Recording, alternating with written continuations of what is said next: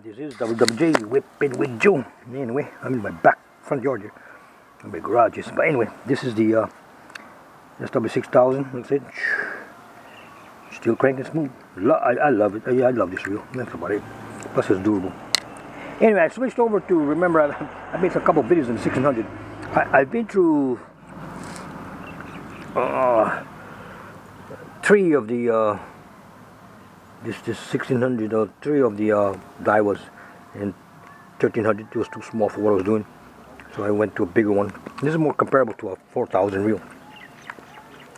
I said this one gets 195 12 pound, and this is 165 12 pound. It's got a deeper spool, very, very smaller spool.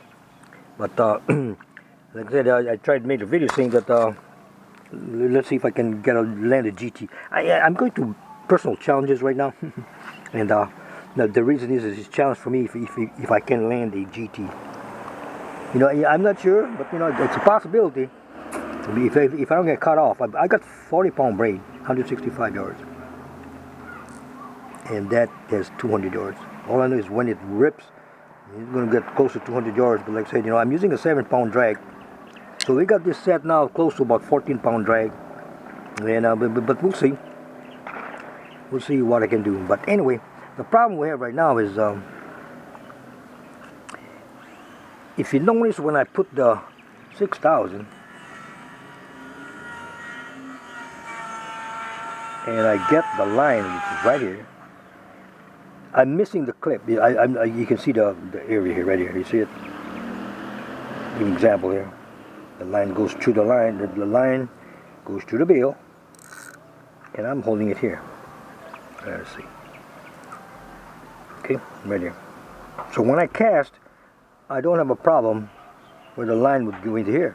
But when I went over to the 1600 Daiwa,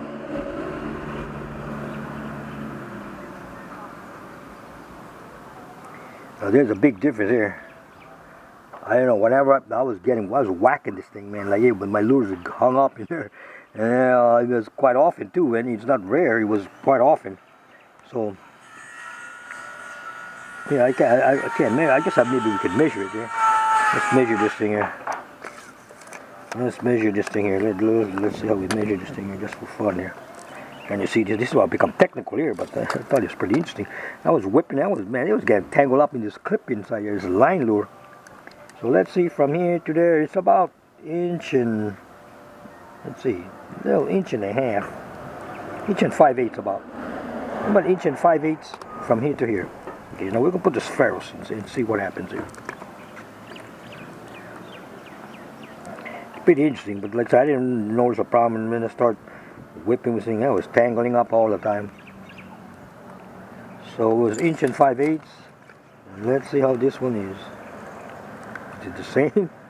It'd be pretty interesting though.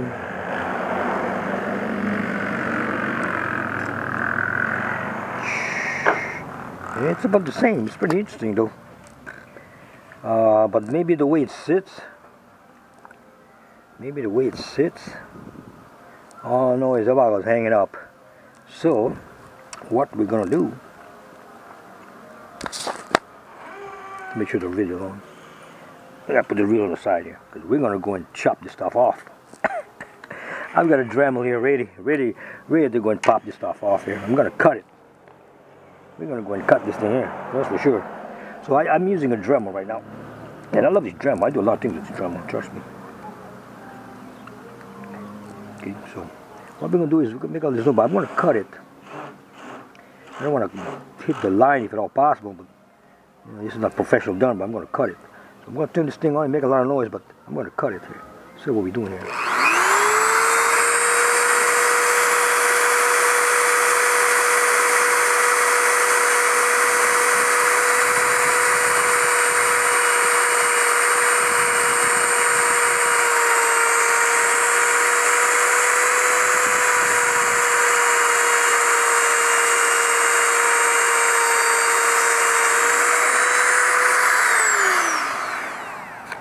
Alright, there we go. We got it down. It's a little sharp inside here, because I cut the thread out, but well, Maybe I have to put some epoxy on this thing here. Well, you want to do it better than I did, but we got it out, but it's got a rough edge right here. If you put some epoxy, it'll cover it up. But I'm just going to go and cut it out.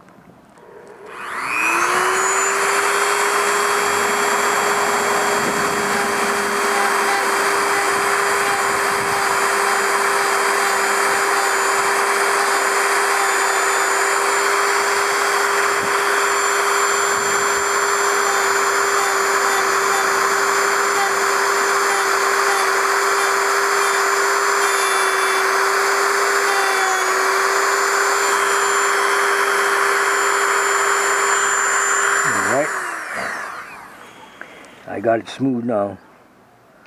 I don't have to worry about that. But I'm going to put epoxy over this thing, and then we'll be good to go. But anyway, I don't have the clip now. I won't have the problem. But anyway, that's what I'm doing. Anyway, again, WWJ, whipping with Joe. Quick fix. Aloha.